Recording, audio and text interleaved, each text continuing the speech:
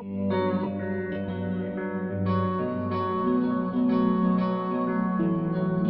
video will show you how to loft your bed by yourself or with a friend. All you need is a mallet and a little bit of space. You can get a mallet at any of our front desks.